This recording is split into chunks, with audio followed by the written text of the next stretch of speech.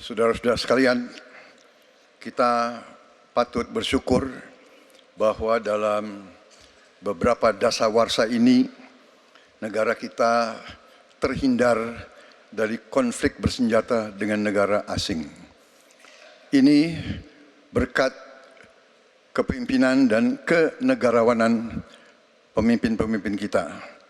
Untuk itu, saya ucapkan terima kasih dan saya mengajak kita semua mengucapkan terima kasih kepada semua pemimpin dan presiden kita terdahulu.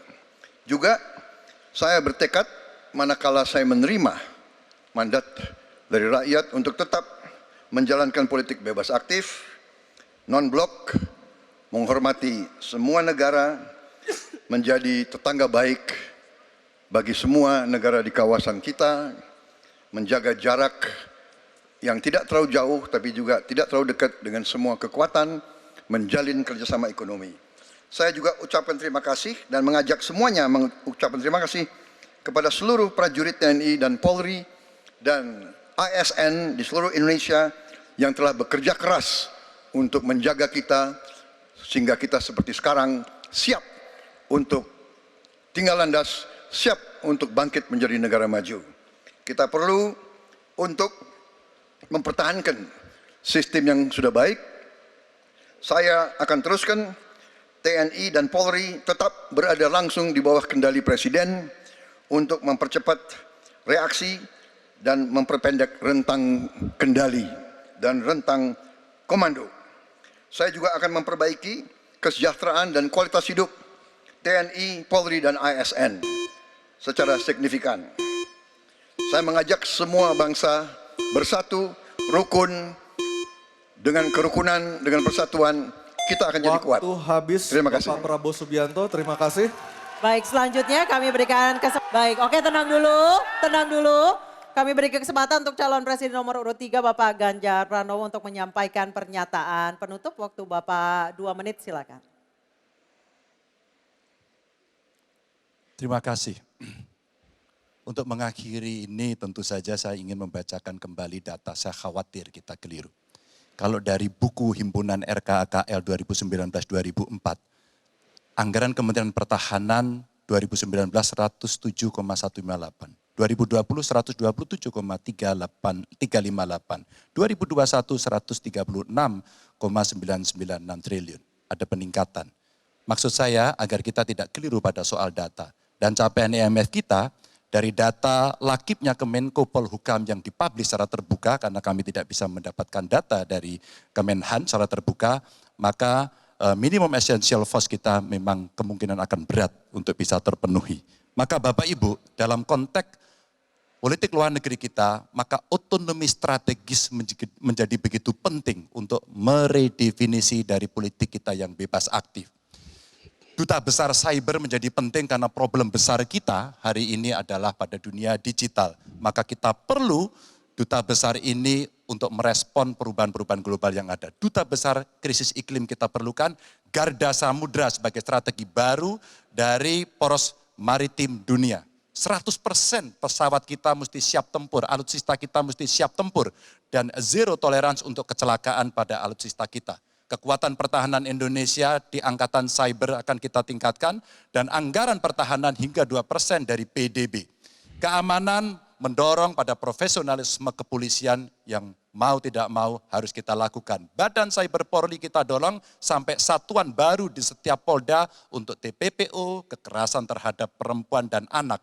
Tentu kesejahteraan prajurit dan keluarga menjadi begitu penting untuk mendapatkan perhatian. Dan beasiswa kuliah untuk anak prajurit dan bayangkara yang membutuhkan perlu kita lakukan. Indonesia Garda Samudra. We are Waktu Groot. habis, Bapak Ganjar Pranowo. Oke, tenang dulu.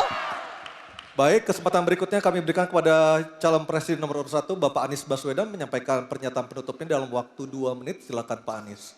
Sebagai Presiden Republik Indonesia, maka prioritas pertama dan terutama adalah memastikan rasa aman pada tiap keluarga dan setiap jengkal tanah Indonesia.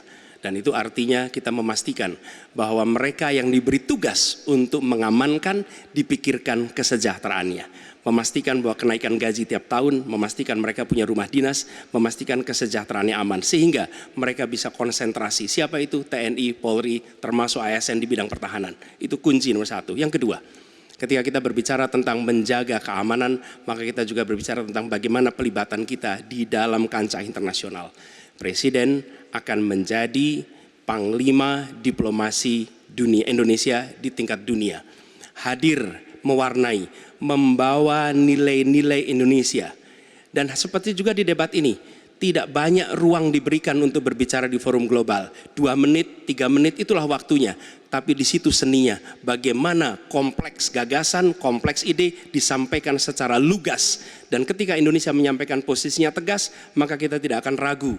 Kita memperjuangkan penghapusan penjajahan di muka dunia. Maka Indonesia tidak sungkan untuk mengatakan pada negara manapun, hentikan penjajahan di tanah Palestina. Dan usahakan itu lewat diplomasi ke seluruh tempat. Bukan cuma sekedar statement dari Menteri Luar Negeri, tapi serius menjajaki seluruh kekuatan.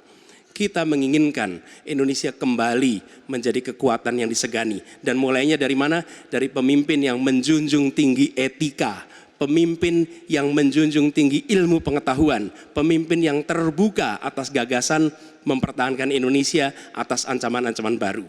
Dan itu artinya kita hadir di berbagai wilayah di dalam pertemuan-pertemuan global membawa aspirasi Indonesia. Kita kirim pesan, we will no longer absence. Indonesia will be presence and Indonesia will color the world.